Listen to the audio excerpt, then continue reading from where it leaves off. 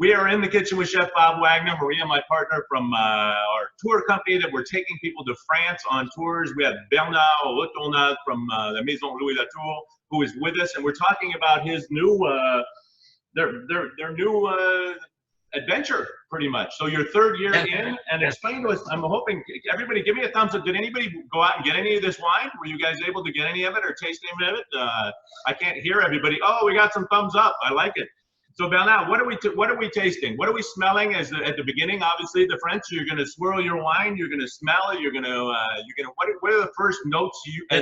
The first thing I do is always turn the wine to let it breathe and smell, to have the food, the flavor coming up in the glass. And what I find, which is usually in Pinot and particularly in this one, is this berries flavor than you have in the nose. So a lot of berries, a lot of elegance, doesn't black fruits and yes, yeah, blueberry, cherry, all those. Yes, a little bit of cassis in it, and in the mouth, it has that nice structure in the mouth with a little bit of acidity, which that's what you need, to eat. You need a wine which has acidity. Everything needs balance. Yeah, to balance the fatness of the food. So it's more wine which is made to go with food than a wine to drink at the aperitif, even if you can do that. But it was, I think that's the difference between the old world and the new world. I think we make wine to go with food. When in the new world, they make wine to please their palate. I'm not saying it's wrong, but, the weather is different. And let me tell you, I own a lot of American wine. I love a lot of them. There is some great wine made in California.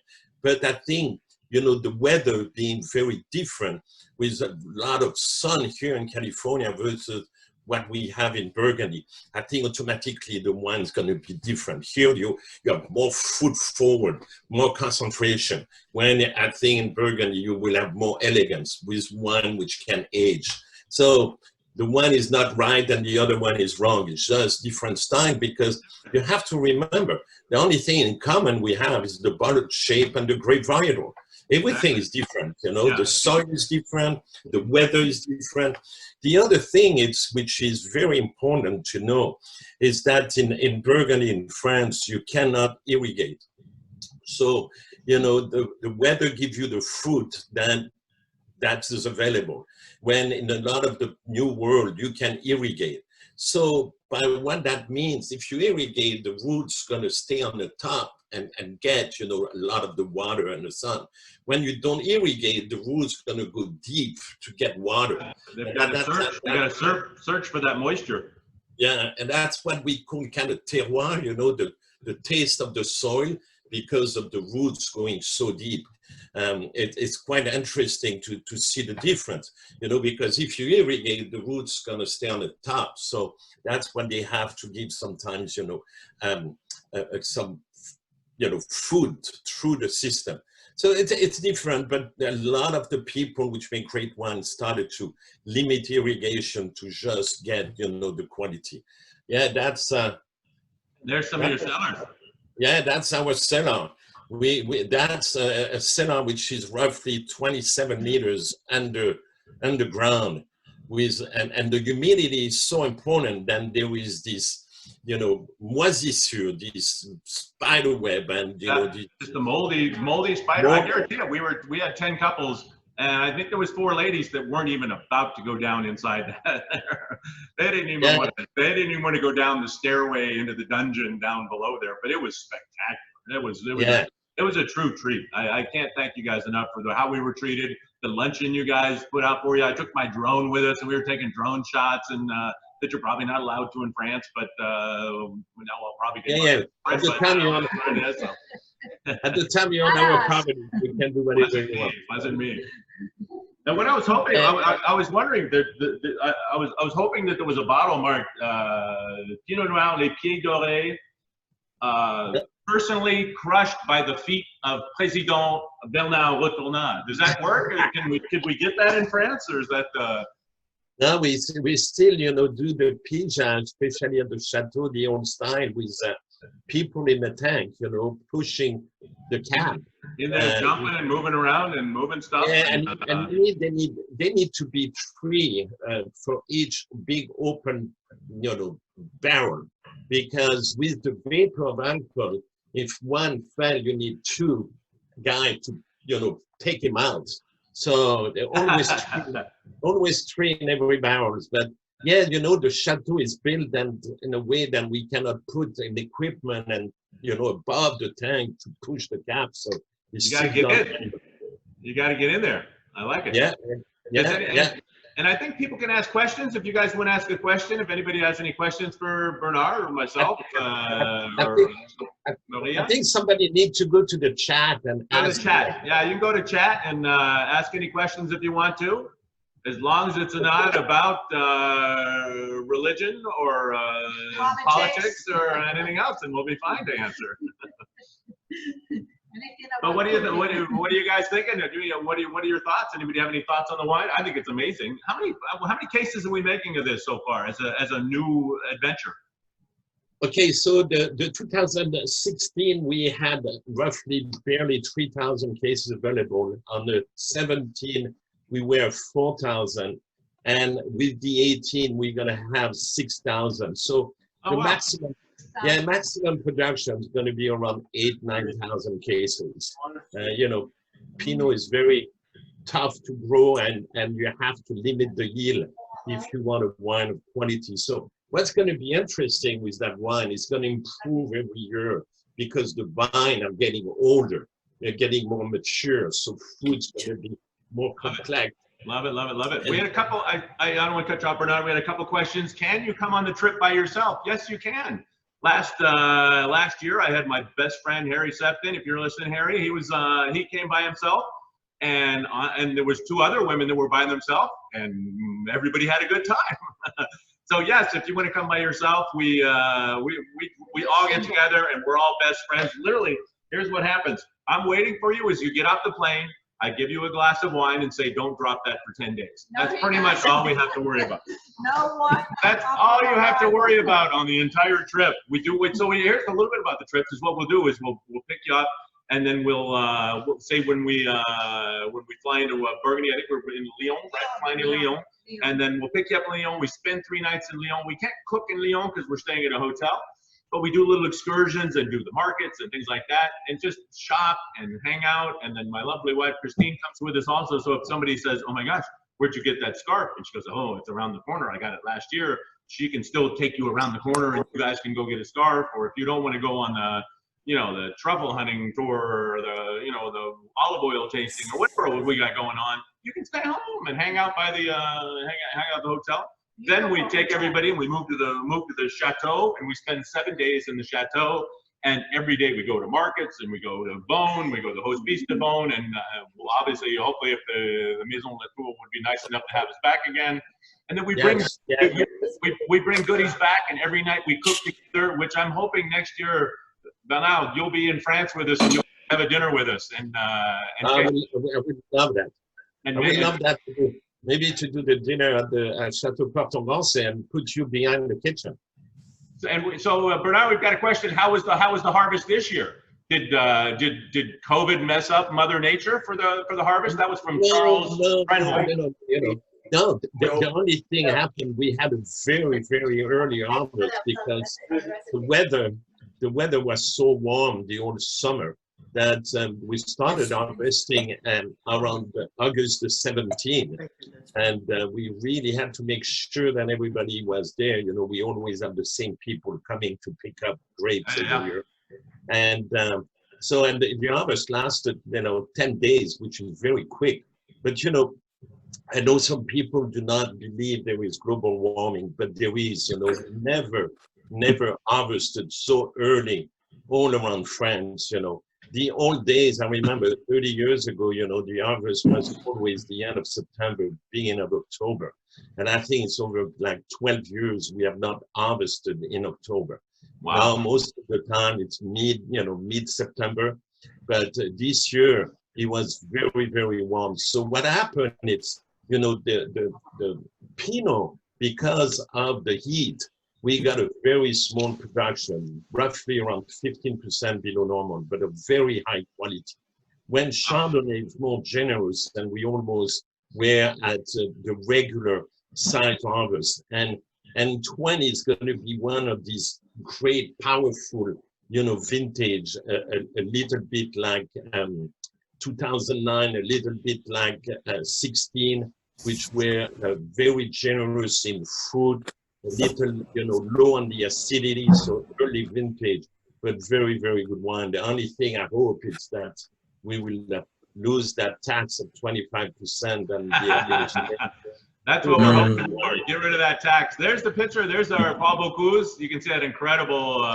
There's graffiti in Lyon for you.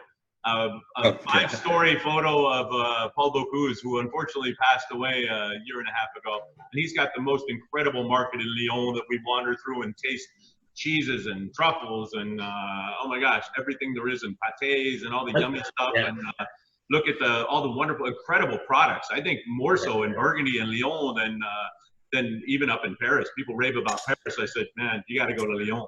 Yeah, I think Lyon is the capital of food of France. You know, that's where you have all these bouchons, these little bistro brasserie, which serve, you know, really comfy food with, you know, very healthy. It's my favorite town for food, and you know, you can eat extremely well without having to go to a 3-star restaurant. You know, good corner bistro, which give the food of Brahma. I love it.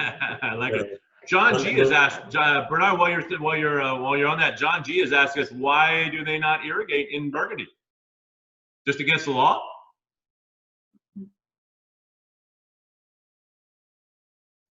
He's muted. Yeah. Hold on, we got you muted there, Bernard. Give me a second.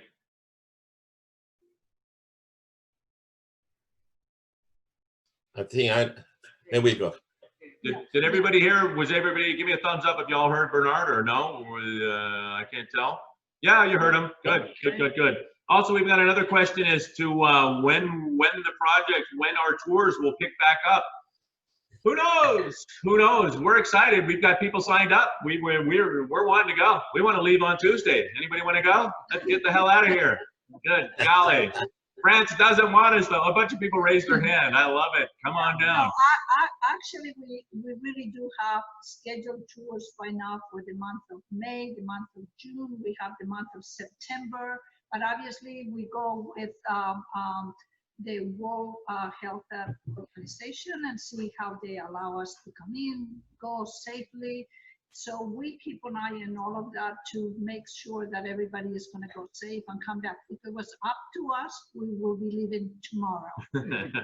But safety is obviously really important. Safety is very important. So we're just waiting for everything to see how we do have the tours are scheduled, and that's the only thing we can go by with the anticipation and on a positive way that we're going to move forward, and we're going to, you know, continue with these fantastic tours we have with incredible access to places that no one else can.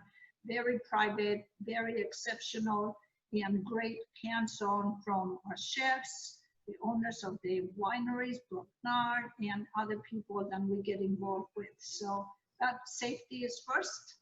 And obviously we have to follow the direction and the airlines, and that we can go and come back. But stay tuned, and we'll keep you posted. We'll keep you posted. You can look online. Yeah. If you've signed up, you probably got a bunch of fun things. Because we're going to send you something 16 times a day now that you signed up for this. No, we're not. Just joking. Try not to. Bernard, are you ready to cook some scallops? Yes. I cannot wait, chef. I cannot wait. Sadly, I'm not going to be able to eat yours. I'll send you some over to California, and oh my gosh, you must be as disappointed as my wife is to not having been able to go back to France, as I am. I love going to France, and this is just it's a difficult time, but I'm glad we've got all these people, and we're doing what we can to try and make it fun and try and get people excited about doing stuff, excited about our tours, really excited about the wine, and I don't know about you guys, but I find it ridiculously amazing. Delicious. Crazy, great job. So we're going to do a scallop dish. Kind of weird, red wine with fish, but the French love that, especially in Burgundy. Love doing red wine with fish. So we're doing scallops. We've got these scallops from New Bedford, Massachusetts, because we don't have scallops in Charleston. Dry pack scallops. If you can buy scallops, try and find dry pack. You know what that means? Is the scallop fishermen go out, they dredge for scallops. They shuck the scallops on the boat, put them in a bag. Those go to market and they last about 10 days. After that, 99% of the scallops you're finding in every supermarket in the world, they take those same scallops, bring them back to a room and soak them in water with sulfites, and those last about 2 months. Tough thing, a great deal for a scallop fisherman because they'll gain 10% weight overnight. The dry pack scallops have never seen any water, and I don't know if you guys have cooked scallops before. A lot of people I'll do in my classes here in the kitchen, people say, I don't like cooking scallops, they're always chewy and rubbery and stuff like that. Why? Probably using a scallop that's been soaked in water. The first thing you put it in that pan, the first thing that comes out, all of that water that they soaked up overnight, which is, you know, a great deal for them because it gains 10% weight overnight. So if you can get dry pack scallops, that's the bonus. If you can, I don't know if you can see, can you see this little guy? I'm gonna get like way up there. Hey, Bob, can we put you on the main screen? I don't know. We'll try to. So like that everybody will see you, but you know, there is a way to be just you on the main screen. I think that was the scary part for the people helping me out with this, was to see me on a big screen like that. It was just, we want to, Bernard, we want to keep people enticed, and we want to keep them on the system here.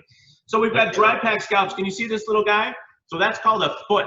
So there's a little tiny, I'll try and get way up here next to the camera. Can you see that little guy right there? There's a little tiny foot. We can take this little guy out. Scallops are both male and female, so that little foot is what holds on to the little egg sac, and you want to get rid of that because that's chewy as can possibly be. You don't want to have that. They leave it on there. Why? It's chewy as heck, but they leave it on there because it weighs something. These guys are in to make money selling scallops. So we're going to use, so we've got that. We've got some little pea shoots as a garnish, the beginning of a snow pea plant, just the tiniest little pea sprout. Some fresh thyme out of our garden that we were lucky enough to still have some hanging out. Some fresh shallots that I've just chopped up a little bit. Some leeks that I've just chopped up a little bit. As you can see, these guys, just the white part of the leek. If there's a little green in there, it's not the end of the world. It's still good too. And then we're gonna saute, we're gonna sear these guys in grapeseed oil. As I say every night, I use this for every night. Usually I'll take these guys off. You can kind of peel this guy off with a really fun little, with a fun knife. Sometimes you can just peel it off with your hand if you need to. So that's just one way of getting it off there. We're gonna salt and pepper these guys. Just a little salt and pepper on top of our scallops. A little fresh ground pepper. Don't use that pepper that your mom gave you that's in a little can from when you moved out of high school into your college apartment. That doesn't taste like anything. Get a pepper grinder. And actually the best ones that they make are made by Peugeot. Bernard, you've probably got a Peugeot pepper marker, right? Pepper grinder. I have two. Oh, he's got two. See, there you go. They're really expensive. It's that same company that makes those crappy French cars, makes really good pepper grinders. They make better pepper grinders than cars. We won't tell them that. Hopefully this isn't showing in France, Bernard. We're both no one's ever going to buy wine or come to my cooking classes again if it has anything to do with France. So we're gonna sear this in grapeseed oil. How they get oil out of the seed of a grape, I have no idea. I can imagine a bunch of winemakers during a shitty year going, wonder what we could do with all that leftover crap. And somebody figured out how to make oil out of the seed of a grape. You guys sell your grapes seeds? No. I want to buy all of them from now on. Can I buy all of them to make my own oil? Now you know what we do is all the skin and the seeds. Then we use to do a marc. You know, you go to the distillery to be marc de Corton. You do the mal de Bourgogne. Yeah, marc de Corton, which is aged for 7 years in old barrels before it's released. Will it be 7 years when we get to France next year? But every year we make some. I like it. So we're going to get this. If you've done my class before, like I know a bunch of people have that I can see waving at me that have said, oh my gosh, Bob, we're excited about the thing. They know how hot we're going to get. How hot are we going to get the oil? We're going to get it stupid hot, as I like to say in my kitchen. Really, really, really, really hot. And why grapeseed oil has a really high flash point, meaning you can get it stupid hot before it starts breaking down. Second favorite thing about grapeseed oil is it has no flavor. I don't care about that flavor. I don't want avocado or even olive oil, anything. I don't need a flavor. That. It's all got flavor. I don't need any more flavor out of this. So I just need a venue to cook these guys as hot as I possibly can. Most people would never get their pan that hot. That's what they're. That's usually what happens, especially with a scallop that's got moisture. And if you haven't bought dry packs, they're definitely full of water. So when you put them in the pan, the first thing that comes out is all that water, and then they just steam, and it's not all that great.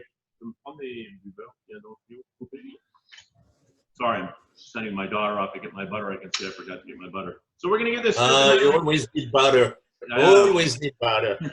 Always need butter. Hold on a second. And guys, this is my daughter Joyce, who's helping us out today also.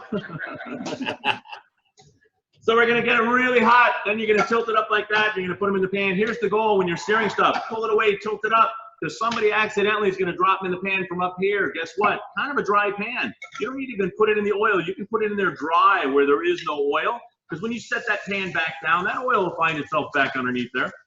You want to separate them a little bit also. Because if you poke them all, you put them all in the middle of the pan or all in one spot, that's going to chill down that part of the pan really fast. And you don't want that. Can you guys see that? Can you see them? There you go. Separate them a little bit. Get them all in a little section like that. Give them all their own little space. Once they're in there, don't shake them, don't poke them, don't play with them, just let them do their thing. Do not move them around. That sear is really important.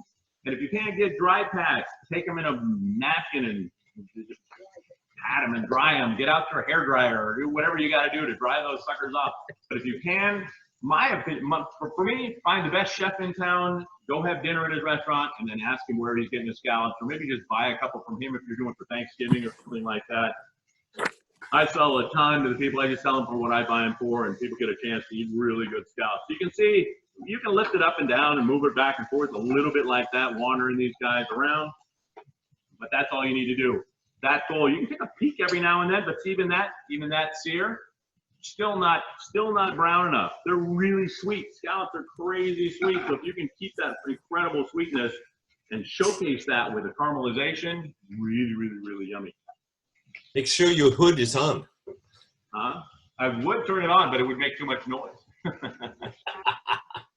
And I didn't even, but the one thing good about my cooking class is I didn't put any smoke alarms in here, so we're okay. So you got it. So it's not with the code. Should I dry them off?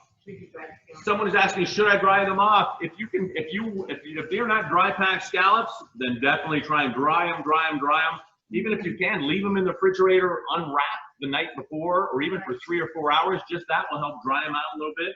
Because it's unfortunate, but most important, get the pan stupid hot and don't play with them. Guys are good at this. Guys, you tell them not to poke them. They'll stand there and watch the damn thing burn until you tell them to flip them. Women, not the same. You guys got to poke and play and shake and touch and things. Not all women. Probably not you, Maria. Not me. Are you a poker? I think you would. So we're going to give them. That's what we're looking like. Can you guys see that? That's what we want. That's the sear we're looking for. So you're going to give it a little sear on that side like that. You're going to flip them all over. Same thing on the other side. You don't need to choke. You don't need to play with them. You don't need to move them around. And you can see there's nothing coming out of these scallops, which is the true bonus. Can you guys see those guys? Yeah, there you go. Any other questions while we're out there, while we're just finishing our scallops? I would like to know if I want to cook twice the amount of scallops, how will So, double in the one?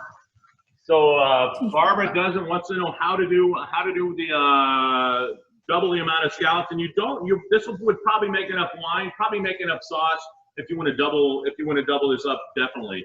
So if you want to, you can just what I would do is have 2 pans going on, or just do a pan, clean out the pan, and then start over again and just sear them, and then you can put them on a little tray. And what I try and teach people also is you can sear these guys before your guests even show up. So your smoke alarm's not going off, a bunch of stuff's not going off. You can get your sauce kind of ready. And then all you got to do is pop them, put them on a cookie sheet tray and pop them in a 400-degree oven for 1.5 minutes or 2 minutes just to kind of wake them up and warm them up. So you're not trying to do all this while your guests are in the room. The last thing we want to do is overcook scallops too. So we're going to get them out of the pan because now we still got to make sauce. And that sauce is going to take a couple minutes. So we're going to put these guys on a little plate like that. Then we're going to add a little sauce and butter in there. I'm going to turn it down a tiny bit. And then we're going, the leeks and shallots are both going in there at the same time. And we're going to a little bit of, just kind of sweat that a little bit of salt and pepper. We're not going to get crazy with the pepper, but we're going to get some in there and just sweat it a little bit like that. You don't want them to brown too much, but just get that that sear, that tiny little sear, if you can see that in there. There you go. As they call it, just sweating it around in there a little bit. And then just enough. We don't want them to brown, but just get a little bit in there. And there you go. And I don't know how much I told you in the recipe, but it's exactly this 2 much. cups. Right, Bernard? More you use, better it is. Exactly. I remember in Burgundy, I was at Le Vieux Moulin in Bouillon, the old mill in Bouillon. Yeah, that's a great restaurant. 10 kilometers outside of Beaune, and amazing winemakers would come in, and they would bring local Burgundy and Savigny-les-Beaune winemakers would bring in, and they would bring $100 bottles of wine. The one thing great about Burgundy chefs is there's no corkage fee. All they say is just whatever you're drinking, just bring me one. So they get to, and for a winemaker, it's like bringing an extra tomato for a farmer or something, you know. So they want to showcase their wines with their guests or their, you know, their people from the States that are looking at maybe getting some of their wines and things like that. So they would bring in incredible wines and say, and they send it in the back and say, Bob, they want to do a reduction with that. I'm going, that's like $100 bottle of wine. They said, that's what they want. And I always thought, you know what, it can't be that much better. It's that much better. With you, Bernard, I mean, only President of Louis Latour would reduce down a $100 bottle of wine. You know, reduction. We don't all get to do that. Well, I will not cook with the $100. I will put that in my belly. Yeah. But it does help to drink with good wine. We got another question from somebody. We have a question of how many nights do we cook during our tours? Usually at least we have one night that we do on a Michelin-starred restaurant in during our tour in Burgundy. And then we have participation as much as you want to participate. Yeah. Whereas little Chef Bob will either put you into the kitchen, cooking, chopping, helping, or if you just want to do like me and hold a glass of wine while I'm watching and learning, then you can do that. But I mean, usually it's about 5 to 6 nights during our chateau stay for the 7 nights. And during the time that we're in Lyon, we actually don't get to cook because we're in a hotel. And we get to visit the restaurants and the wineries and so forth. But you can participate as much. I mean, in 10 days, we can't do it the 3 nights in Lyon, Right. but out of what, seven nights, 6 nights, we're actually just like this. We're cooking. We do a first course, second course, but then we also pull fun stuff. If there's a fun pastry shop, we'll be walking through the city of Beaune, and somebody will go, "What the hell is that thing hanging down from the pastry shop? Oh my gosh, you've never tried that? We got to go get some." And then we bring some back and we have that for dinner, or we could be in the market and we go, and that's the ugliest fish I've ever seen. Oh my gosh, let's make that tonight. And that's just how the whole tour is just a random pulling out of your hat and find the fun stuff in the markets and make it fun. And taste, definitely the fun part is being able to taste great wines, and the Maison Latour was really kind enough to bring out the really fun stuff. So you can see this reduction. So you want to concentrate that Pinot Noir.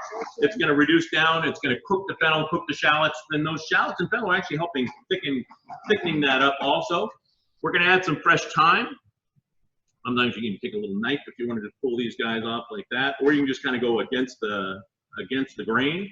We're not going to add these too far because I want that fresh thyme flavor there just right at the end. We're about there. But even if you had your guests coming in, you can get this far. You can see it's reduced down pretty far, but we're going to stir in some butter. So this is an emulsified sauce. We're adding really cold butter straight out of the fridge into a really hot liquid. So at this really happy warm temperature, that butter, the milk fat will grab onto those, the milk solid will grab onto the water molecules and make this fun little emulsified sauce. If that goes down too far, it will not emulsify. Don't get me wrong, still tastes pretty good, but it won't look all that sexy. And we want sexy sauce. We do want sexy sauce. So we're going to reduce it. That's what you want. You want to definitely leave some liquid in the bottom of that like that. Then we're going to add a couple pats of butter, just because. What does butter make it? Better. Everybody said better. I know 100% said better. Yummy at the same time. So you're going to stir and you're going to shake. It's almost like patting your head and your stomach at the same time. At this point, we can turn the burner off. And you can see it's a purple sauce. Let me do it like that, if you can see it like that. Also, then at the end, our sauce is pretty much done. You're probably wondering why we're allowed to use metal tongs and metal spatulas in these Teflon pans like this. Because my wife can't tell us we can't. So it's not so bad. And all right, so we're going to reduce this down like this. That is reduced down. We're stirring on our butter with no heat anymore. Now is at that warm, happy temperature. This will last like this for probably 5 minutes, and then you're done. So if you want to make your reduction, set it aside, sear your scallops, set them aside. Then when people show up, throw your scallops in the oven, stir your butter in, get it hot like that. And that's all we're looking for. Now is when we're going to add a little bit of pepper, because now our sauce is done. If we would have added pepper 3 minutes ago when we added all that wine in there, those little peppercorns would have been boiling away inside that liquid, giving off what? All of their heat. It would be really spicy right now. So we don't want spicy sauce unless you really want some. Somebody out there might want spicy, but France is all about delicate. And I want to drink wine. I want to drink that alongside of it. So I don't want some ridiculously spicy sauce, but I do want it seasoned. So we're going to take our dish like this. And we're going to put our sauce down. We're going to put our sauce down first. We're going to make a little pile. This is going to be a very French presentation. We're going to put it like that. So you're going to put a little bit in the middle like that. Then you can take just some of the juice and you can wander around the outside like that. We can charge an extra $5 in the restaurant when we do that. There's another question. What was our question? It is, could we make sauce and use it on another seafood? I'm allergic to scallops, and if so, what seafood would you recommend? Allergic to scallops. This sauce would be great on any fish. It doesn't matter. I'm just using scallops because I have really pretty scallops coming in here. And so we're going to sprinkle some of these guys, some of our little pea shoots across the top like that. I get these at Whole Foods. You know, plug for Whole Foods. They were a sponsor of one of my PBS TV shows, so I like helping them. And they're the only place that have them. So these little fun guys like that, yes, you could use this sauce. You could do this exact same sauce on a chicken breast. We could have seared a chicken breast. Take it out, throw your leeks and shallots in there, reduce it down with a red wine. It'd be really good on a steak. Now, it's like a traditional steak feet sauce also, something like that. Yes. But here's what we're looking like. I'm gonna give you a shot like that. Can you see that? Oh my God. So Bernard even said he hasn't had scallops with red wine. So hopefully that'll work out for you. Was any other questions before we jump away here? Any last minute questions for Bernard or Maria or myself? Questions? What was the ratio of scallops and leeks? Shallots and leeks, doesn't really matter. If you've got one, like one little medium-sized leek and probably that much of the white part of a leek. So it's not the end of the world. All it's going to do is make your sauce a little bit thicker and more, almost have like a vegetable to the dish on top of it, rather than thinking of having a bunch of other vegetables. This would be a fun little appetizer. Or in the summertime when it's hot as hell, like it is in Charleston a lot of times, that could be just a dinner, and you don't have to think about having another vegetable alongside of it. But that paired with a Pinot Noir, one of my favorite things to have in Burgundy, because Burgundy people love cooking with red wine. Is that not true, Bernard? Yes, it is. We love it. And we love to cook with white wine also, like a braised rabbit with a mustard cream sauce. It's my favorite, or blanquette de veau, you know, that veal, you know, poached in stock and in white wine, and after that. All right, I'm gonna hold you to this one, Bernard. How about if you and I do a rabbit dish together on our tour in Burgundy next year? Exactly. I hope I can make it. I am going to hold them to that. Both of them. That would be next year. You know what? Let me tell you, Bob. You know, at the chateau we have an unbelievable kitchen. I don't know if you saw it, but you know, maybe we can cook together and have the guests, you know, eating in the main dining room and have an evening at the chateau. Nothing would please me and my wonderful guests more. Guys, thank you so much. We're down to our last minute. Bernard, thank you so much. These amazing wines. Thank you for our incredible wines. We have one more question, I think. No, just remember to, with Premier Tours and Travel, you have a special access and exceptional experiences. We are giving $100 off towards wine for anybody who signs up for the 2021-2022 tour. Can I get to that go deal? towards wine. No, you cannot, because you have to work. Okay. So Chef Bob will be with us. Bernard, my So join sign us up for so that. we can get the Sign deal. up. I'll give you half. I'll give you half. I'll pay for half the wine and we'll get a deal together. Yeah, and Because my remember, partner's not giving me a deal. That's How right. that work? no, Just we're back to work. back to Where's work. your whip? Get a Well, whip. They just promised that they were gonna cook some rabbit for us, so. Yes, you let's do it. get One on more with the question, program. last question. Yes, with a starch like pasta or rice. Yes, definitely. You could have put rice underneath it. You could have put pasta underneath it. There's no rules. Just don't get crazy with any spices. I'm not crazy about spice. French, everything is delicate. Everything's, you know what? Everything's planned around this. Planned around wine and serving wine and enjoying wine with your meal. Something delicate like that. Still a harsh reduction, reduced down. But then you've got really fatty scallops and a little bit of sauce. Not soaked in sauce, but there's a tiny little bit in there. Maria, thank you much for coming today. I know one- Bernard on a Sunday, thank you so much.